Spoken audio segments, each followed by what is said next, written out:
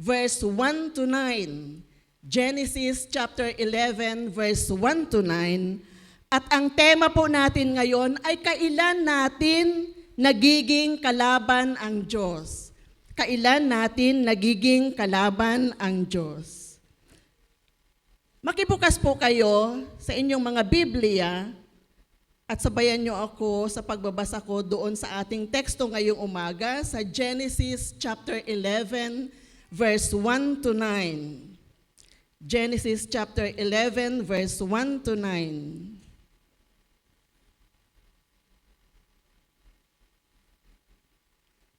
At kung nandoon na po kayo, ay babasahin ko ang Tore ng Babel.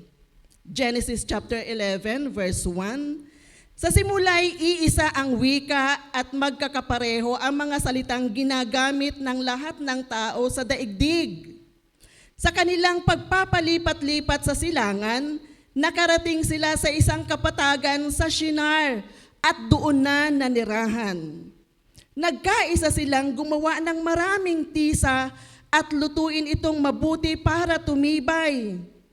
Tisa ang ginagamit nilang bato at alkitran ang kanilang simento. Verse 4, ang sabi nila, halikayo at magtayo tayo ng isang lungsod na may toring abot sa langit upang maging tanyag tayo at huwag nang magkawatak-watak sa daigdig. Verse 5, bumaba si Yahweh upang tingnan ang lungsod at ang toring itinayo ng mga tao. Sinabi niya, ngayon ay nagkakaisa silang lahat at iisa ang kanilang wika. Pasimula pa lamang ito ng mga binabalak nilang gawin. Hindi magtatagal at gagawin nila ang anumang kanilang magustuhan. Ang mabuti, bumaba tayo at guluhin ang kanilang wika upang hindi sila magkaintindihan. At ginawa ni Yahweh na ang mga tao ay magkawatak-watak sa buong daigdig. Kaya natigil ang pagtatayo ng lungsod. Babel ang itinawag nila sa lungsod na iyon sapagkat dooy ginulo ni Yahweh ang wika ng mga tao at mula roon nagkawatak-watak ang mga tao sa buong daigdig dahil sa ginawa ni Yahweh. Kapag po narinig natin ang salitang kaaway ng Diyos, maaring isipin natin na ito ay para lamang doon sa mga kaaway ng Diyos, doon sa mga masasama, sa mga gumagawa ng kasalanan. Yung mga taong hindi naniniwala sa Diyos o yung mga gumagawa ng mga hindi kalooban ng Diyos. Yun po ang iniisip natin, doon sa salitang kaaway ng Diyos. Pero kung tutuusin, kahit tayong mga nagsasabing tayo'y mga Kristiyano, kahit tayo na mga nagsasabing Kristiyano at naniniwala sa Diyos, ay maaaring maging kaaway din niya. Hindi man po sa salita, kundi maaaring sa paraan ng ating pamumuhay. Ang Diyos po ay pag-ibig. Yun ang laging nasa isip natin. Ang Diyos ay pag-ibig. Tapat at hindi nagbabago. Kailanmay hindi niya gustong ang sino man ay maging kalaban niya. Ngunit kapag ang tao ay lumalakad sa kayabangan, sa kasalanan, at sa sariling kagustuhan, siya mismo ay nagiging kalaban ng Diyos. Ang sabi po sa Roma chapter 8 verse 7, Roma chapter 8 verse 7, sapagkat ang pag-iisip ng laman ay laban sa Diyos, sapagkat hindi ito nagpapasakop sa utusan ng Diyos, ni hindi nga maaari. Ibig sabihin lamang po na kapag ang puso at isip ng tao ay puno ng makasariling hangarin at hindi ng kalooban ng Diyos, natural itong sumasalungat sa Kanya. Makikita din natin ito sa Genesis chapter 11 verse 1 to 9 na ating binasa kanina. Na kapag sumasalungat ang puso ng tao sa kalooban ng Diyos, nagiging kaaway natin ang Diyos. Sa unang tingin, maganda naman po ang idea, ano? Maganda yung idea, magtatayo ng lungsod para sa kanila. Sama-sama sila, nagtutulungan, nagdadamayan. Maganda yung ideyang yun, na sama-samang nagtutulungan, nagkakaisa. Pero kung ang pag-uusapan ay yung pagtutulungan at pagkakaisa, meron pong mali. Meron pong mali doon sa pagkakaisang yon. Ano daw yung naging mali? Malinaw na mali yung kanilang layunin. Hindi ito para luwalhatiin ang Diyos, kundi para sa sarili nilang pangalan at kapurihan. Hindi para luwalhatiin ang Diyos. Ang pagkakaisang yon ay naging simbolo ng pagmamataas at pagmamalaki, pagsuway, kaya't pinigilan sila ng Diyos at ginulo ang kanilang wika. Kailanmay hindi hahayaan ng Diyos na ang sino mang likha niya ay mangahas na agawin ang karangalan at kaluwalhatian na para sa Diyos lamang. Kailanman ay hindi papayagan ng Diyos na agawin ang karangalan at kaluwalhatian para sa Kanya lamang. Hindi na po kailangan mayroon tayong hawak ng mga patalim, mga itak, mga baril, espada, para masabi nating kalaban tayo ng Diyos. Minsan, sapat na ang pusong hindi sumusunod. Yung pusong ayaw magpasakop, isipang puno ng makasariling plano at buhay na umiikot doon sa sarili. Ako. Palaging ako. Sa halip na ang Diyos. At kapag ganoon po ang ating kalagayan, tahimik man tayo o hindi, nagiging kalaban tayo ng Diyos. Kaya nga po sa mensahe nating ito, sama-sama nating suriin kung kailan nga ba natin nagiging kalaban ng Diyos. Kailan nga ba tayo nagiging kalaban ng Diyos. Sapagkat maaring hindi natin ito namamalayan, ngunit sa atin nga palang pagpaplano, pangarap at mga desisyon, unti-unti na tayong lumalayo sa Kanya at nagiging kalaban na niya tayo. Nagiging kalaban na ang Diyos. Kailan natin nagiging kalaban ang Diyos? Kailan natin nagiging kalaban ang Diyos? Una, kapag nagplano tayo hiwalay sa Kanya. Sa Genesis chapter 11 verse 3 to 4, ay ganito po ang sabi, nagkaisa silang gumawa ng maraming tisa at lutuin itong mabuti para tumibay. Tisa ang ginagamit nilang bato at alkitran ang kanilang simento at ang sabi nila, halikayo, magtayo tayo ng isang lungsod na may toring abot sa langit upang maging tanyag tayo at huwag nang magkawatak-watak sa daigdig.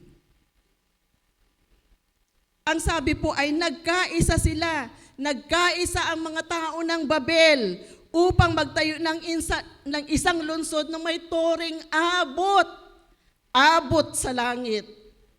Mapangahas ano po? Ang kanilang layunin ay maging tanyag at manatiling magkakasama. Ngunit hindi nila isinama ang Diyos doon sa kanilang plano. Hindi nila hiningi ang Kanyang pahintulot. Hindi nila hiningi ang gabay ng Diyos. Bagkus, kumilos sila ayon doon sa kanilang sariling kagustuhan. Sa paningin ng tao, maganda. Sa paningin ng tao, maganda at progresibo ang kanilang ginagawa. Ngunit sa mata ng Diyos, ito ay isang gawa na may pagmamataas at paghihimagsik. Ito sa mata ng Diyos ay pagmamataas at paghihimagsik. Hindi maliit na bagay sa Diyos ang magplano ng hiwalay sa Kanya. Dahil ito ay danda ng pagtitiwala sa sarili at hindi sa Diyos. Para nating sinasabi na kaya kong magtagumpay na wala ang Diyos. Sa aking sariling lakas, kaya ko. At sa sandaling iyon, ay isipin man o gawin ng tao, siya ay nagiging kalaban ng Diyos mismo. Sa isipan ng tao, siya ay nagiging kalaban ng Diyos. Ang ganitong uri ng pagpaplano ay maituturing na mapangahas, mapanganib at kasuklam-suklam sa Diyos sapagkat ipinapakita nito ang isang pusong ayaw magpasakop. Ipinapakita nito ang pusong ayaw magpasakop. Ito ay isang uri ng spiritual na kayabangan. Ang kasalanang nagpatalsik kay Lucifer, kay Satanas na dyablo mula sa langit. Sa tuwing gumagawa tayo ng plano na hindi sinasali o hindi natin isinasali ang Diyos, ginagaya natin ang diwa ni Satanas na nagsasabing ako ang magpapasya, parang I am the captain of my soul. Ako ang magpapasya sa sarili kong daan. Kaya sa tuwing pinangungunahan natin ang Diyos, hindi lamang tayo nagkakasala, tinatanggal din natin siya sa trono ng ating buhay.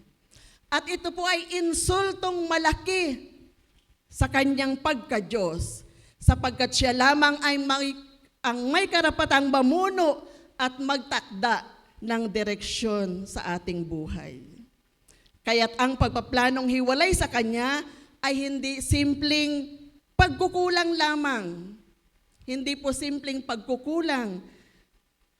Kapag tayo ay nagplanong hiwalay sa Kanya, ito ay paghihimagsik laban sa Kanyang kapangyarihan at sa Kanyang kabutihan.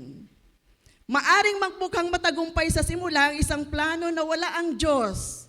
Ngunit kalaunan, ito'y tiyak po naguguho. Sa simula, maaring ito ay matagumpay, ngunit sa kalaunan, tiyak, ito ay hindi magtatagumpay. Ang Tore ng Babel ay simbolo ng lahat ng planong walang pundasyong matatag. Ang Tore ng Babel ay simbolo ng lahat ng planong hindi matatag na itinayo ng tao na walang gabay ng Diyos. Mataas at maganda sa panlabas, ngunit walang pundasyong matatag. Kaya't sa huli ay winasak din ito ng Diyos. Ganito rin ang mga plano natin sa buhay. Kapag hindi natin isinasama ang Diyos, maganda man ito sa simula, ngunit sa dulo, babagsak ito. Kapag tayo ay nagplano ng hindi isinasali ang Diyos, maganda sa simula, ngunit sa dulo, babagsak ito. Ang sabi po ni Jesus sa Juan chapter 15 verse 5, Juan chapter 15 verse 5, wala kayong magagawa kung kayo'y hiwalay sa akin. Wala kayong magagawa kung kayo'y hiwalay sa akin. Kapag humiwalay tayo kay Jesus, katulad tayo ng mga sangang nahiwalay doon sa puno. Sa simula, ito ay maganda pa ang dahon. Ngunit unti-unti, ito ay malalagas, matutuyo, at mauuwi sa pagkabulok. Ganyan po kaseryoso ang Diyos sa ating buhay at sa mga pagpaplanong hindi siya ang nasa sentro. Guguho, walang patutunguhan. Hindi lamang po ito kasalanan ng mga tao ng Babel noon. Hindi lamang ito nangyayari sa Babel. Ito ay kasalanang patuloy pa rin nating nagagawa hanggang sa ngayon. Sa trabaho, kapag nagpapasya tayo o gumagawa ng proyekto nang hindi humihingi ng gabay ng Diyos, ipinapakita nating mas nagtitiwala tayo sa sariling talino kaysa sa kanyang karunungan.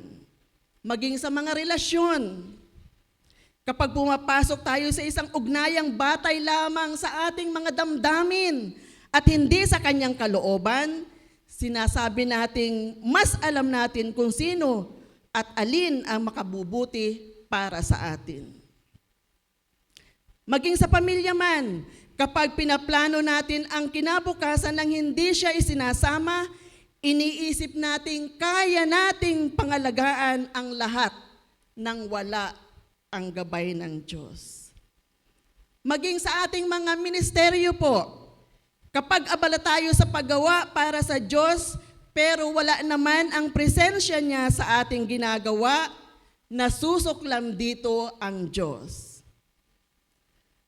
Dahil ginagawa natin ang kanyang gawain sa ating sariling paraan, sa ating sariling pamamaraan.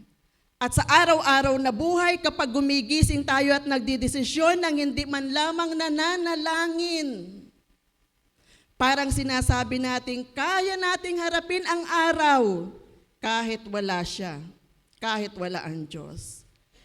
At sa lahat ng ito mga kapatid, nakikita ng Diyos ang isang pusong mapagmataas. Sa lahat ng ito, nakikita ng Diyos ang isang pusong mapagmataas. At yon ay lubos niyang kinamumuhian. Kaya nga, huwag nating maliitin ang kasalanang ito. Ang pagpaplano ng hiwalay sa Diyos ay hindi lang kakulangan sa pananampalataya. Ito ay tahasang pag-agaw sa otoridad ng Diyos. At iyan po ang dahilan kung bakit ito naging kasuklam-suklam sa Kanya. Sa tuwing ginagawa natin ito, parang binabaliwala natin ang Kanyang kabutihan. Parang binabaliwala natin ang Kanyang karunungan at ang Kanyang kapangyarihan. Ngunit sa kabila ng lahat ng ito, ang Diyos ay mahabagin. Sa kabila ng ating paghihimagsik, ang Diyos ay mahabagin. Kung tayo ay magpapakumbaba at aaminin na madalas natin siyang pinangungunahan, handa siyang magpatawad at handa rin siyang ituwid, itama ang bawat isa sa atin. Kaya nga mga kapatid, bago tayo mag-isip, bago tayo magdesisyon o gumawa ng anumang hakbang, lumuhod muna tayo sa Kanya.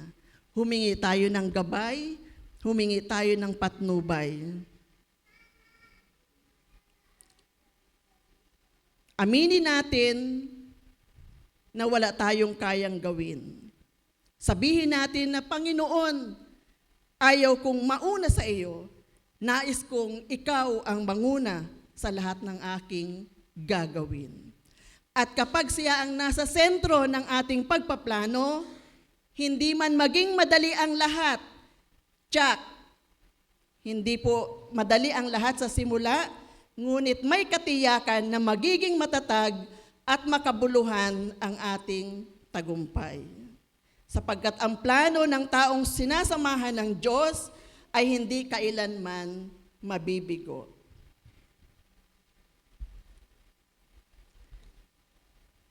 Kaya kailan po natin nagiging kalaban ang Diyos? Una, kapag nagpaplano. At pangalawa, kapag naghahangad tayong matanyag.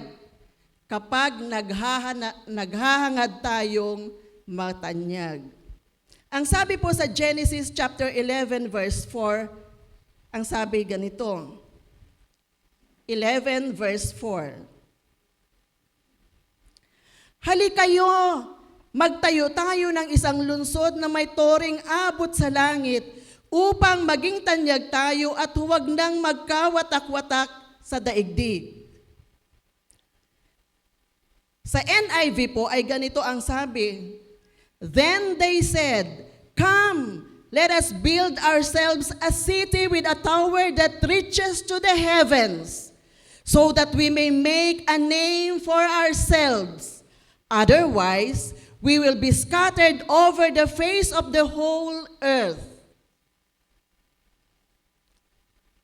Ang sabi po nila, come, halikayo. Ibig sabihin lamang po, merong nangunguna sa kanila. Merong namumuno at hinihikayat ang mga tao sa paggawa ng lungsod, na magtayo ng lungsod.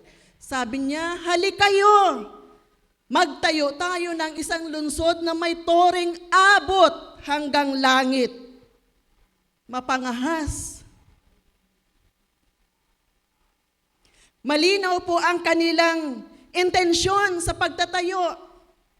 Napakalinaw ng intensyon ng kanilang gagawin. Hindi upang luwalhatiin ang Diyos, kundi upang maging tanyag ang kanilang sariling pangalan.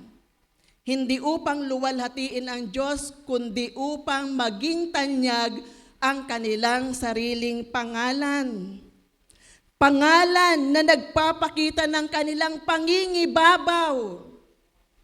Pangalan na nagpapakilala ng kanilang otoridad. At pangalan na nagpapahayag ng kanilang kapangyarihan. Dominion, authority, power, yun po ang gusto nilang mangyari. Ang mabigyang luwalhati ang kanilang pangalan, maging tanyag. Hindi nila hinangad ang presensya ng Diyos, kundi ang papuri ng tao. Ang ganitong hangarin ay bunga ng pagmamataas at pagmamayabang.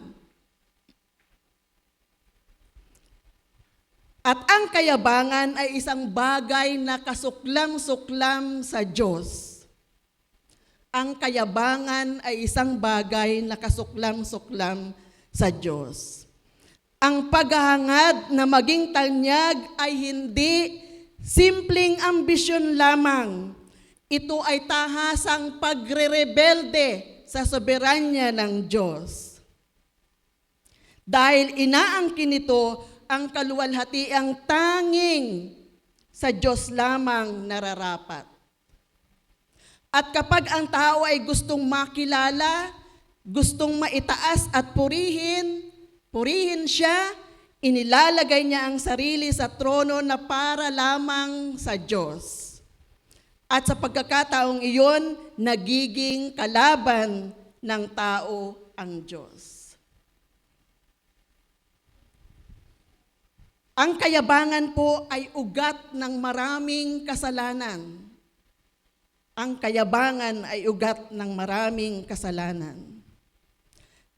Ito ang dahilan kung bakit ang Diyos ay labis na nagsusuklam dito. Ang sabi po sa Kawikaan, chapter 16, verse 18, Kawikaan 16, verse 18, ang kayabangan ay humahantong sa kapahamakan at ang nagmamataas ay ibabagsak. Ibig sabihin, anumang plano o tagumpay na itinayo natin para sa sariling dangal ay tiyak na babagsak. Tulad ng Tore ng Babel, ang mga plano nating itinatag sa layuning maparangalan ang ating sarili ay tiyak na pababagsakin ng Diyos. At sa tuwing inaangkin natin ang kapurihan, pinapakita lamang nito na ayaw nating kilalanin ang Diyos bilang tunay na pinagmulan ng kakayanan at ng tagumpay. Ang ganitong puso ay hindi basta mali. Ito ay isang bagay na labis na kinamumuhian ng Diyos. Dahil kapag pinili nating itaas ang ating sarili sa halip na ang Diyos, nilalabanan natin ang kanyang kabanalan. Parang sinasabi natin na kaya nating maging gaya niya o mas higit pa sa kanya. Ang ganitong pag-iisip ay isang uri ng kalapastanganan sa kanyang kapangyarihan at pagsuway sa kanyang kabanalan. Kaya sa mata ng Diyos, ang kayabangan at pagnanais na parangalan ang sarili ay hindi maliit na kasalanan. Ito ay isang kasuklam-suklam at kalapastanganan sa kanyang pagka-Diyos. Makikita po natin ito sa halimbawa ni Haring Nebuchadnezzar doon sa Daniel chapter 4 verse 30 to 37. Daniel chapter 4 verse 30 to 37, nang ipagyabang niya ang kanyang kapangyarihan. Ipinagyabang ni Haring Nebuchadnezzar ang kanyang kapangyarihan at sinabi, "Hindi ba ito ang dakilang Babilonia na aking itinayo sa pamamagitan ng aking kapangyarihan at para sa kaluwalhatian ang aking kadakilaan?" Agad siyang pinarusahan ng Diyos, inalis sa kanya ang katinuan at pinatira siya sa parang kasama ang mga hayop. Hanggang sa makilala niya isang araw na ang Diyos lamang ang tunay na kataas-taasan. Ganyan po kaseryoso ang Diyos sa pagharap sa mga nagmamataas. Sa Santiago chapter 4 verse 6 ay ganito po ang sabi. Santiago chapter 4 verse 6. Ang Diyos ay sumasalungat sa mga mapagmataas, ngunit nagbibigay ng biyaya sa mga mapagpakumbaba. Ang Diyos daw ay sumasalungat sa mga mapagmataas, ngunit nagbibigay ng biyaya sa mga mapagpakumbaba. Hindi lamang niya binabaliwala ang kayabangan, kinakalaban din ng Diyos ito. Sa ating panahon ngayon, ang diwa sa pagtatayo ng Babel ay patuloy pa ring umiiral. Yung diwa po, yung pagyayabang, pagmamataas, marami ang uhaw sa katanyagan. Sa social media, sa trabaho, maging sa church o kahit na sa ating mga ministeryong pinangungunahan. Ang iba'y nagpapakita ng kabutihan hindi upang parangalan ang Diyos, kundi upang mapansin ng tao. Ngunit sa ganitong hangarin, ang sentro ay yung ating sarili, hindi ang Diyos. At kapag gusto nating mapuri, makilala, itaas ang ating pangalan, tinatanggal natin si Kristo sa sentro ng ating buhay. Ipinapalit natin ay ang ating sarili. At ito ay isang uri ng makabagong pagsamba sa sarili. At ang Diyos ay lubos na nasusuklam dito. Tulad din po ni Lucifer sa Isaiah chapter 14 verse 12 to 15. Ang sabi doon, siya ay naghangad na maging kagaya ng kataas-taasang Diyos.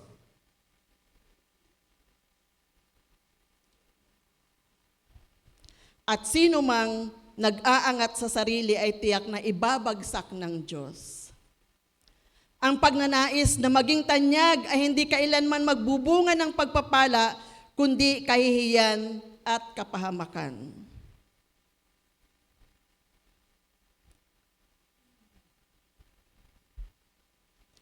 Hindi lamang po sa lumang tipan makikita ang matinding parusa ng Diyos laban sa mapagmataas. Sa Gawa chapter 12 verse 20 to 21 to 23, Gawa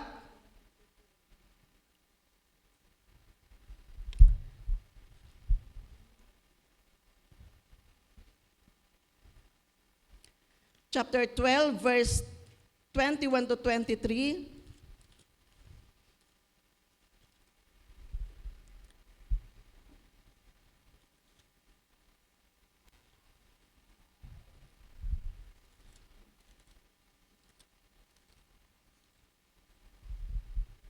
Ay ganito po ang sabi.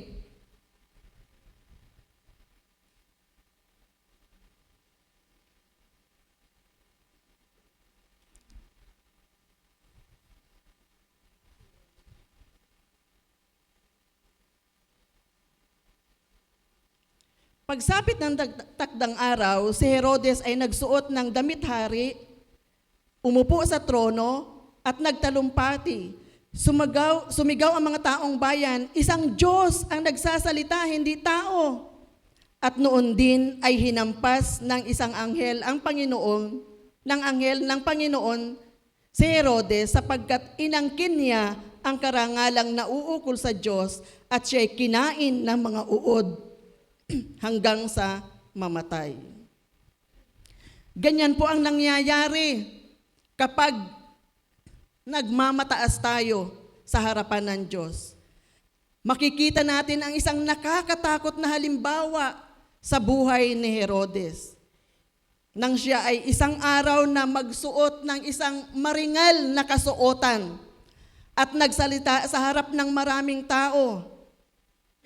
Nabighani ang mga nakikinig sa kanya at sumigaw, ito ang tinig ng isang Diyos at hindi ng tao.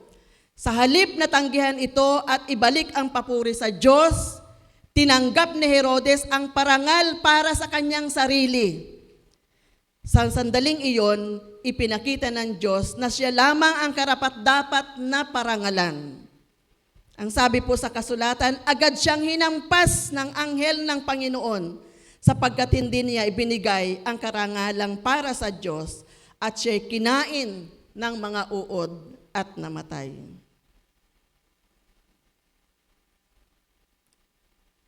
Isipin lang po natin yon, isang hari na makapangyarihan, kinakatakutan, iginagalang ng marami, ay agad na pinabagsak ng Diyos sa harap ng lahat. Ang kanyang kamatayan ay hindi basta-basta kinain siya ng uod habang siya ay buhay pa. Hindi basta-basta ang naging kamatayan niya. Buhay pa, kinain na siya ng mga uod. Ipinakita ng Diyos na walang sino man, gaano man kataas o kamakapangyarihan, ang maaring umagaw ng kaluwalhatiang para lamang sa Kanya. At ang nangyari po kay Herodes ay paalaala na ang Diyos ay hindi maaring kutyain. Ang Diyos ay hindi maaring kutyain o lokohin. Alam niya ang tunay na laman ng ating puso. Maaring sa panlabas ay parang nagpapasalamat tayo sa Diyos, pero doon sa kaloob-looban natin, ay gusto nating tayo ang mapapurihan, tayo ang maparangalan, at tayo ang maitaas. At kitang-kita po, alam na alam ng Diyos ang laman ng ating puso. At kapag hindi tayo nagsisi, darating ang panahon na ang Diyos mismo ang magpapahiya at magpapabagsak sa atin. Hindi dahil siya ay malupit, kundi dahil gusto niyang maipakita na siya lamang ang tunay na marangal, makapangyarihan at karapat-dapat sa papuri. Kaya nga po mga kapatid, huwag nating ipagwalang bahala ang kasalanang ito, yung kayabangan. Kapag tayo naghahangad ng kayabangan at yung papuri, kapag tayo ay naghahangad ng papuri ng tao, sinusubukan nating agawin ang trono ng Diyos.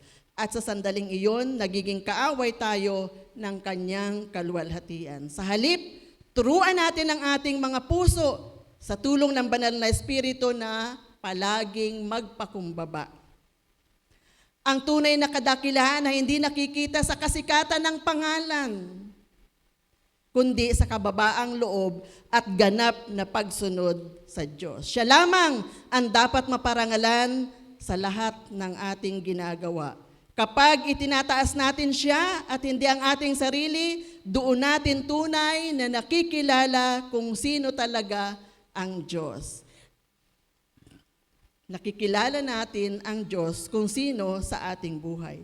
Sapagkat sa huli, gaya ng sinasabi sa Roma chapter 11 verse 36, Roma chapter 11 verse 36, ang lahat ng bagay ay mula sa Kanya, sa pamamagitan niya, at para sa Kanya ang kaluwalhatian magpakailanman. Ang lahat ng bagay ay para sa Diyos, sa pamamagitan niya at para sa Kanya. At pangatlo po, kailan natin nagiging kalaban ang Diyos? kapag sinusunod natin ang ating sariling kalooban. Kapag sinusunod natin ang ating sariling kalooban.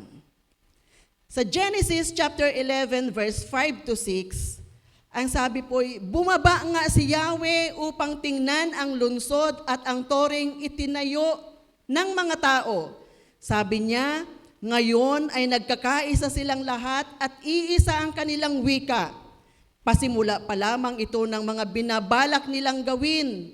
Hindi magtatagal at gagawin nila ang anumang kanilang magustuhan.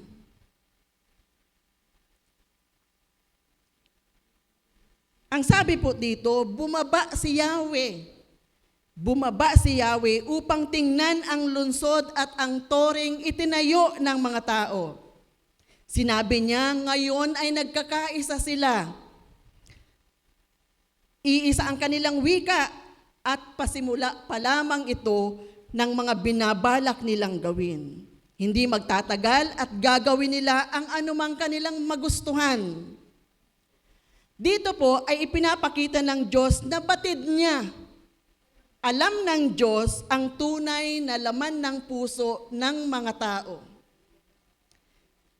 Ipinababatid po ng Diyos na alam niya ang laman ng puso ng bawat tao. Na hindi siya ang sinusunod, kundi ang sarili nilang kagustuhan. Ang kanilang pagkakaisa ay hindi para sa kaluwalhatian ng Diyos, kundi para sa kanilang sariling kapurihan. At ito ay hindi lamang simpleng pagkakamali. Ito ay hindi maliit na pagkakamali, kundi isang kasuklam-suklam na pagre-rebelde sa harapan ng Diyos. Dahil ipinapakita nito ang pagnanais ng tao na mangibabaw, dominion, sa halip na magpasakop sa Diyos. Kapag pinipili nating sundin ang ating sariling kagustuhan sa halip na ang kalooban ng Diyos, para bang sinasabi natin na mas alam natin ang tama kesa sa Diyos. At ito ay hindi lamang tanda ng kayabangan, kundi kalapastanganan sa kanyang kapangyarihan at karunungan. Sa mata ng Diyos, ito ay hindi maliit na kasalanan. Ito ay isang bagay na labis niyang kinasusuklaman, isang bagay na labis niyang kinamumuhian, dahil sinisira nito ang kanyang kabanalan, kaayusan, at otoridad bilang tunay na Panginoon. At ang ganitong puso ay isang pusong mapagrebelde, katulad ng ginawa ni Adan at Eva na sinunod ang kanilang sariling kagustuhan kesa sa utos ng Diyos. Kaya nga po mga kapatid, sa tuwing sinusunod natin ang ating sariling kalooban, para na rin nating inaagaw ang trono ng Diyos sa ating buhay. Kapag sinusunod natin ang ating sariling kalooban, para na rin nating inaagaw ang trono ng Diyos sa ating buhay.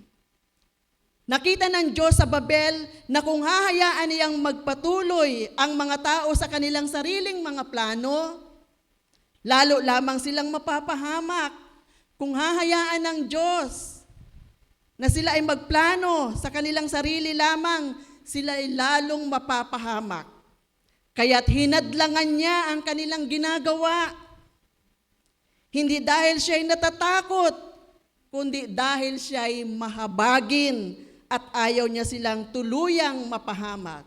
Ang Diyos ay mabahabagin, ayaw niyang tuluyang mapahamak ang mga tao.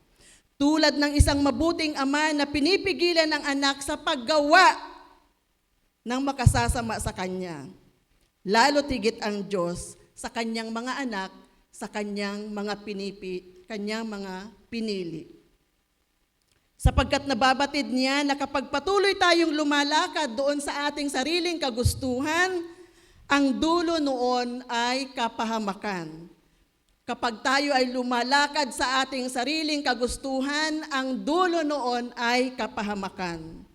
Ang sabi nga po sa Kawikaan, chapter 14, verse 12, may daang matuwid sa paningin ng tao, ngunit kamatayan ang dulot nito. May daang matuwid sa paningin ng tao, ngunit kamatayan ang dulot nito.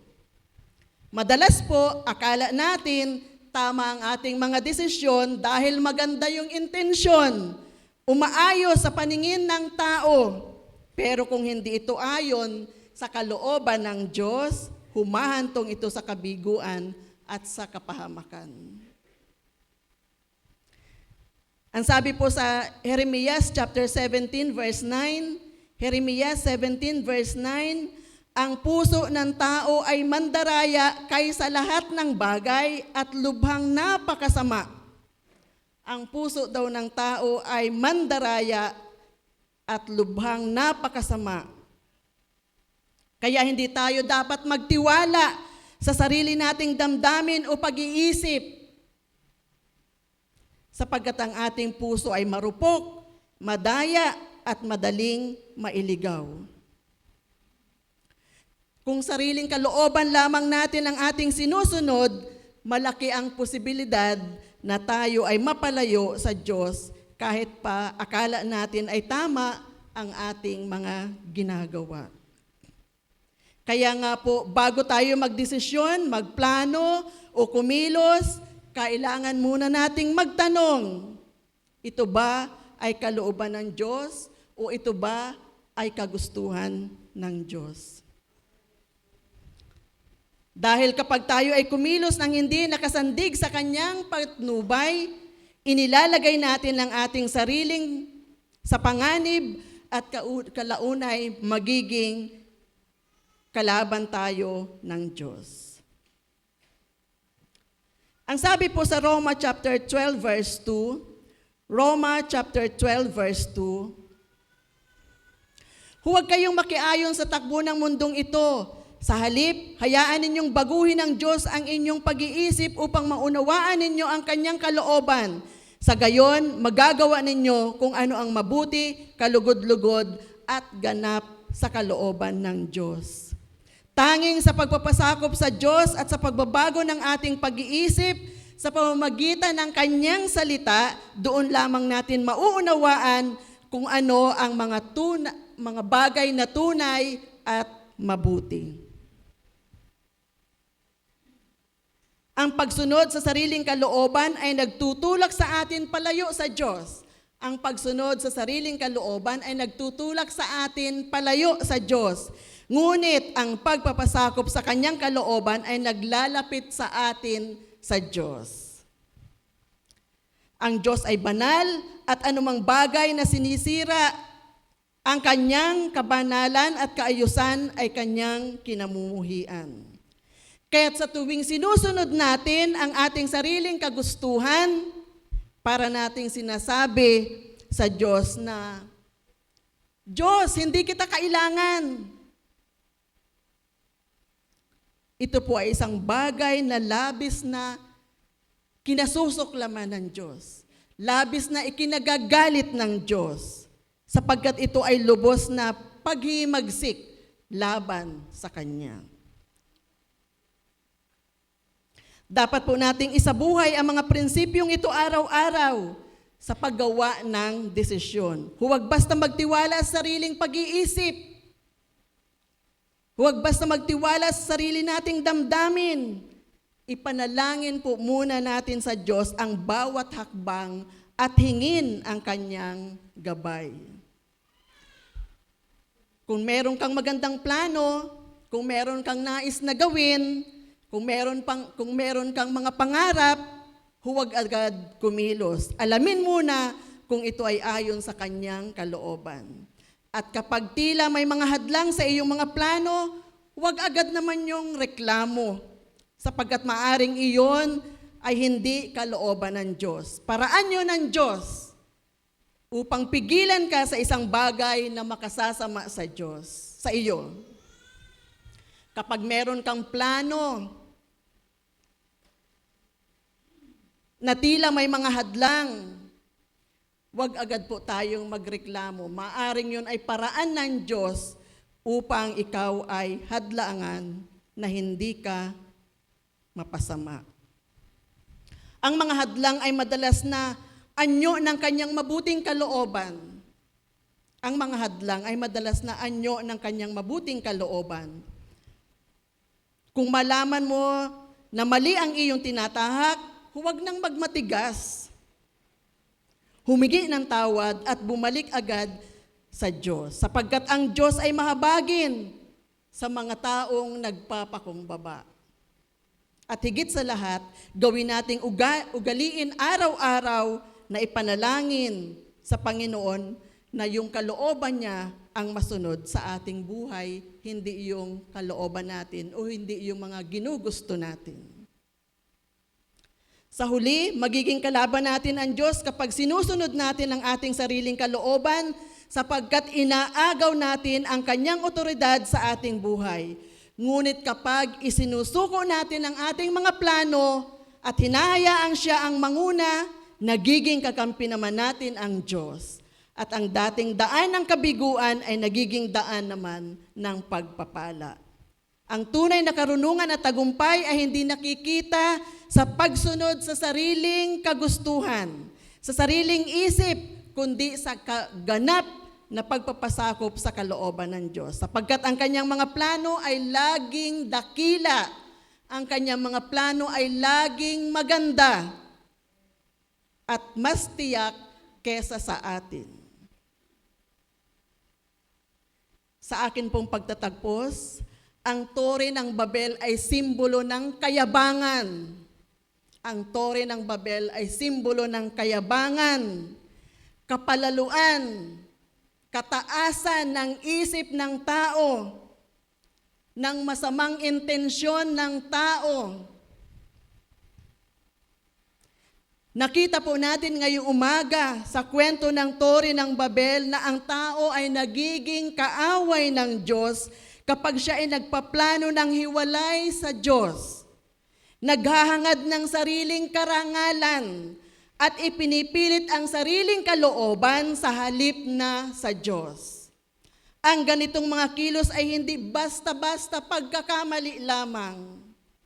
Ito ay malinaw na larawan ng paghihimagsik ng puso ng tao laban sa Diyos. Kapag inilalayo natin ang ating sarili sa kanyang pamumuno, ipinapakita natin na mas pinipili nating mamuno o pamunuan ang ating sariling buhay kaysa magpasakop sa Diyos. Sa ganitong paraan, nagiging kalaban natin ang Diyos sapagkat hindi niya maaaring paboran ang mga pusong mapagmataas at mapaghimagsik. Ang sabi po sa Santiago chapter 4 verse 4b to 10, hindi ninyo ba alam na ang nakikipagkaibigan sa sanlibutan ay pakikipag-away sa Diyos? Kaya't ang sino mang nagnanais maging kaibigan ng sanlibutan ay nagiging kaaway ng Diyos. Ngunit higit na dakila ang biyayang ibinibigay niya, kaya't sinasabi ng kasulatan, ang Diyos ay sumasalungat sa mga mapagmataas, ngunit nagbibigay ng biyaya sa mga mapagpakumbaba.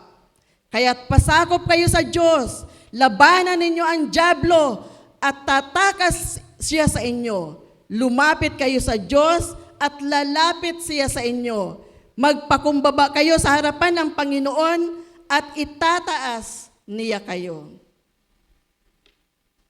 Ang mga salitang ito ni Santiago ay isang matinding paalaala at babala. Ipinapakita nito na sa tuwing tayo ay bumabaling sa mga bagay sa mundong ito, kapangyarihan, kasikatan, sariling kagustuhan o kalayawan na hiwalay sa Diyos, ipinapahayag naman lamang nito na ayaw nating mamuhay bilang kaibigan ng Diyos, kundi bilang kaibigan ng sanlibutan. Ngunit malinaw ang sabi ng kasulatan, ang pakikipagkaibigan sa sanlibutan ay pakikipag-away sa Diyos. Ibig sabihin, kung nais na nasusunod natin ang sistema, kaisipan at kalakaran ng mundong ito kaysa sa kalooban ng Diyos, itinuturing niya tayong kakampi ng kanyang kaaway. At walang mas masahol pa kaysa sa kalagayang iyon, ang mismong Diyos na dapat nating kapiling ay siya mismong ating nakakalaban.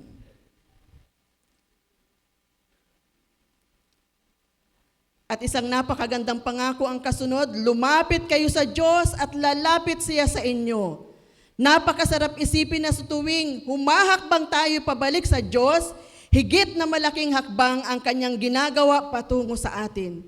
Hindi siya Diyos na malupit, hindi siya Diyos na malayo, siya ay Diyos na mahabagin, laging handang tanggapin ang sino mang nagbabalik loob, yung pusong may handang magpasakop, yung pusong handang magsisi.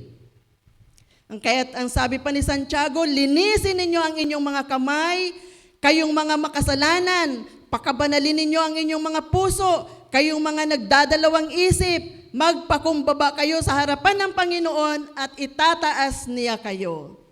Dito natin makikita ang kabigatan at kagandahan ng mensahe na kapag tayo nananatiling mapagmataas, nilalabanan tayo ng Diyos. Ngunit kapag tayo'y nagpapakumbaba, siya mismo ang nagtataas sa atin. Kapag sinusunod natin ang ating sariling kalooban, bumabagsak tayo. Ngunit kapag isinusuko natin ang ating sarili sa kanyang kalooban, tayo ay kanyang itinataas, pinaparangalan at pinagpapala. Kaya nga, mga kapatid, ang pagpili po ay malinaw. Mamuhay bilang kaaway ng Diyos sa pamamagitan ng sariling kagustuhan, o mamuhay bilang kaibigan ng Diyos sa pamamagitan ng pagpapasakop sa Diyos. Kung pipiliin natin ang higit na mainam, mararanasan natin hindi lamang ang kapayapaan, kundi ang tunay na pagkakaisa, tunay na tagumpay, at pagpapalang nagmumula sa Diyos lamang.